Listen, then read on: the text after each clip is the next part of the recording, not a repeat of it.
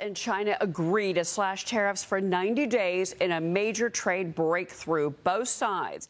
ፕሬዚዳንት ዶናልድ ትራምፕ ዳግም ስልጣን ተረክበው ወደ ነጩ ቤተ መንግስት ከገቡ ጊዜ ጀምሮ የአሜሪካን ኢኮኖሚ በላይነት አስጠብቆ ለመቀጠል ብሎም የአሜሪካ አምራቾች እየተጎዱ ነው በሚል ሐሳብ ከተለያዩ ሀገራት በሚገቡ ምርቶች ላይ የታሪፍ ጭማሪ ሲጥሉ መቆየታቸውና ሀገራትን ባጸፋው በአሜሪካ ምርቶች ላይ ታሪፍ ማስቀመጣቸው ይታወሳል። በተለይም በአሜሪካና በቻይና መካከል የታሪፍ ሰጥ አገባ ተካሮ ቆይቷል። ሁለቱ ሀገራት የገቡበትን የንግድ ጦርነትና የታሪፍ ሰጥ አገባ ለማርገብ የተደረገው ውይይት በስምምነት ማብቃ የሀገራቱ ልኡካን ቡድኖች አስታውቀዋል። አሜሪካና ቻይና በስዊዘርላንድ ጄኔቫ ታሪፍን አስመልክተው ያደረጉት ውይይት ጉልህ መሻሻል የታየበትና ከስምምነት የተደረሰበት መሆኑን ዓለም አቀፍ መገናኛ ብዙሃን ዘግበዋል። Consensus from both delegations this weekend is neither side wants a decoupling.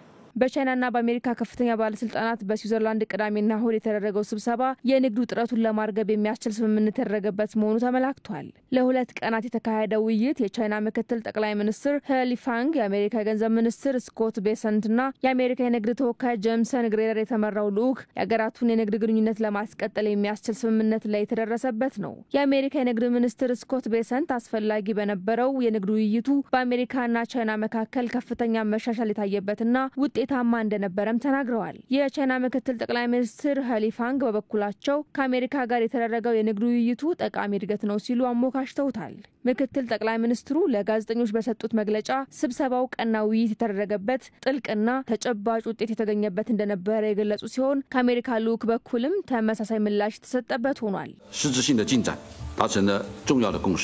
ዩናይትድ ስቴትስ እና ቻይና በመጀመሪያዎቹ 90 ቀናት ጊዜ ገደብ ውስጥ በሸቀጦች ላይ የጣሉትን ታሪፍ ለመቀነስ ከስምምነት የደረሱበት ነው የጄኔቫ ውይይት።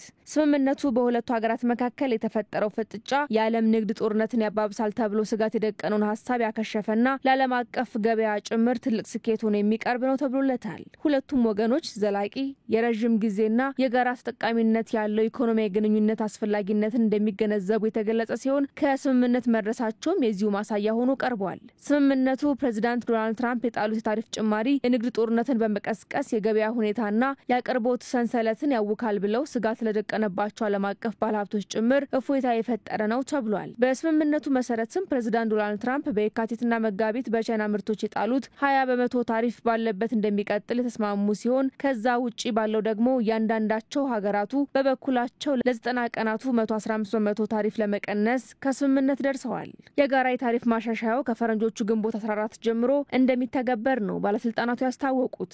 ይህም አሜሪካ በቻይና ምርቶች የጣለችው እስከ 145% የሚደርሰው ታሪፍ ወደ 30% ዝቅ የሚያደርግ ሲሆን ቻይናም በአሜሪካ ምርቶች ያስቀመጠችው 125% ታሪፍ ወደ 10% ዝቅ እንድታደርግ የሚያስችል ስምምነት ነው የተደረሰው። በሀገራቱ መካከል የተፈጠረው የንግድ ጦርነት የአሜሪካና የቻይናን ኢኮኖሚ መጉዳቱ የተገለጸ ሲሆን በታሪፍ ፍራቻውም አስመጪዎች ማሻሻያ ከመደረጉ በፊት እቃዎችን ለማስገባት ሲዋከቡ ተስተውለዋል። የሲኤንኤን ዘገባ እንደሚጠቁመው ቻይና ባለፈው ወር ወደ አሜሪካ የምትልከው ምርት በከፍተኛ ሁኔታ በመቀነሱ የሀገሪቱ ግዙፍ የማኑፋክቸሪንግ ኢንዱስትሪ ላይ ተጽዕኖ አሳድሯል። በታሪፍ ጭማሪው ምክንያት ከአሜሪካ ጋር የተቃረነችው ቻይና አማራጭ የንግድ አጋሮችን በማስፋት ላይ ትገኛለች።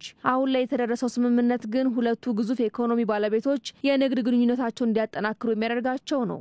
የሁለቱ ሀገራት ልኡካን ስምምነትን አስመልክቶ በተሰጠው መግለጫ በታሪፍ የተነሳ የንግድ እገዳን አንፈልግም፣ ሚዛናዊ የሆነ ንግድን እንሻለን ሲሉ የተደመጡት። በአጠቃላይ በሁለቱ ሀገራት መካከል የተደረሰው ስምምነት የታሪፍ ጭማሪው በሀገራቱ መካከል የፈጠረውን ጫና በመቀነስ ዘላቂና ቀጣይነት ያለው የንግድ ግንኙነት በሀገራቱ መካከል ለማስቀጠል ያለመ ነው ተብሎለታል። በሁለቱ ወገኖች መካከል የተፈጠረው ልዩነት በውይይት ለመፍታት መሞከሩ ወሳኝ እርምጃ ነው የተባለ ሲሆን ጥልቅ ትብብር ለመፍጠር የሚያስችል ሁኔታ የፈጠረ ስለመሆኑም ተመላክቷል። በኒውዮርክ የዌድብሪጅ ሴኩሪቲ ማኔጂንግ ዳይሬክተር የሆኑት ዳን ኢቭስ በእያንዳንዳቸው ሸቀጦች ታሪፍ ለማስቆም የተደረሰው ስምምነት ምርጥ ሁኔታ ነው ያሉ ሲሆን በሚቀጥለው ወራት ሀገራቱ በከፍተኛ መጠን የታሪፍ መጠን ሊቀንሱ እንደሚችሉ እንጠብቃለን ሲሉ ገልጸዋል።